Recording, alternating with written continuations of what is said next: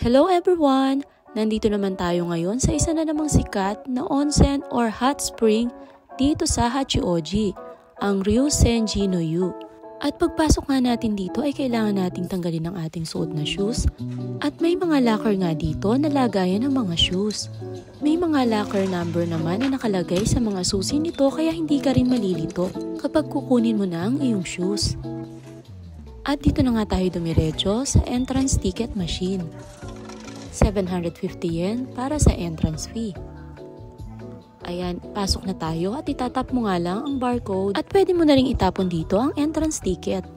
Ayan, pagpasok nga natin ay dumiretso naman tayo dito sa Ganban ticket machine. Ito ang damit na susuotin natin pagpapasok tayo mamaya sa Ganban Yoku.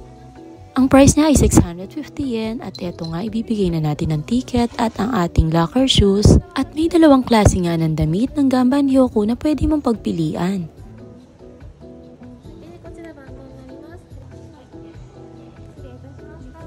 Pagkatapos nga natin itong makuha ay didiretso muna tayo sa restaurant.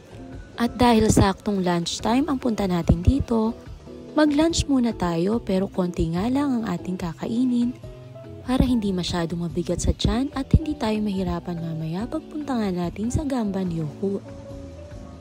Tara, pasok na tayo sa restaurant at hanap na tayo ng ating table. At dahil nga sikat ang Ryusenji-no-yu Hot Spring, araw-araw ay maraming tao dito. At eto na nga ang ating napiling table at eto na ang kanilang mga menu. At sobrang dami mo ring mapagpipilian dito. May choices ka rin ng Korean food. At meron ding mga curry with different kinds of toppings. At ito naman ang Japanese soba noodles. At ang in-order nga natin ay sashimi salmon and tuna.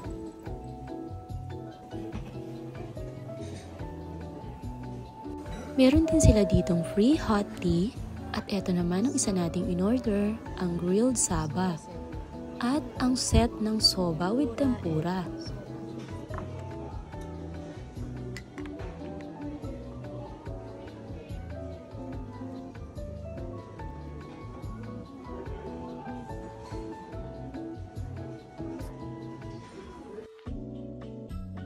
Ang madadaanan natin ay isang resting space. Ayan, makikita nyo naman may mga nakahiga pa dito. At ngayon nga ipapunta na tayo sa ladies locker room after nating mag-lunch. At eto na nga ang locker na pwede nating lagyan ng ating mga gamit. At dahil nga bawal mag-video dito sa loob, kaya hanggang dito lang ating maipapakita. At eto naman ang kanilang comfort room. Ayan, makikita nyo sobrang linis talaga.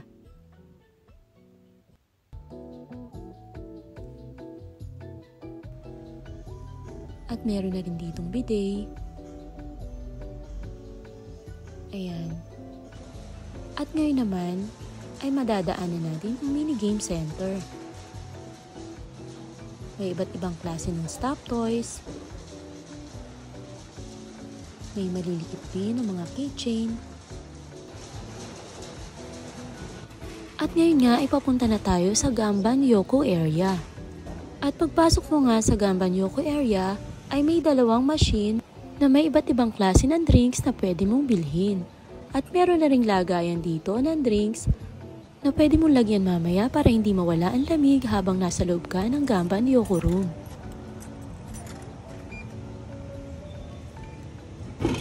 At eto na nga ang ating unang papasukin na Ganban Yoku, ang SALS.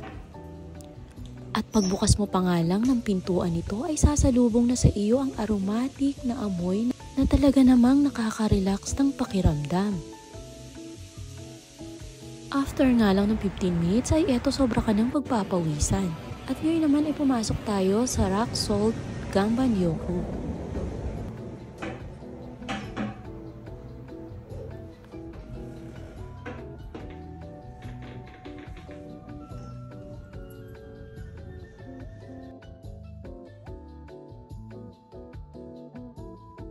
At kung gusto mo namang pagpawisan ng mas mabilis, ito ang iyong pasukin, nasa 87 degrees Fahrenheit. At kung gusto mo nga magpahangin sa labas, ay pwede ka naman pumunta dito sa may veranda.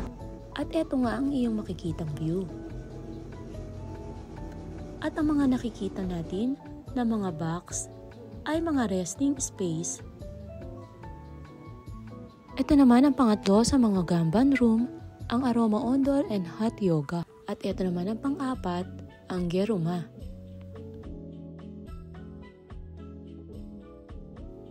At ang inyong nakikita ngayon ay ang mga black stone. At meron din namang iba't ibang klase ng mga books dito na pwede mong basahin habang ikaw ay nagpapahinga. Yan lang guys, at hanggang dito na lang ang ating vlog for today. At hanggang sa susunod na lang ulit na ating mga vlogs, kita-kits tayo guys. Please don't forget to like, comment, and subscribe to my YouTube channel. Bye!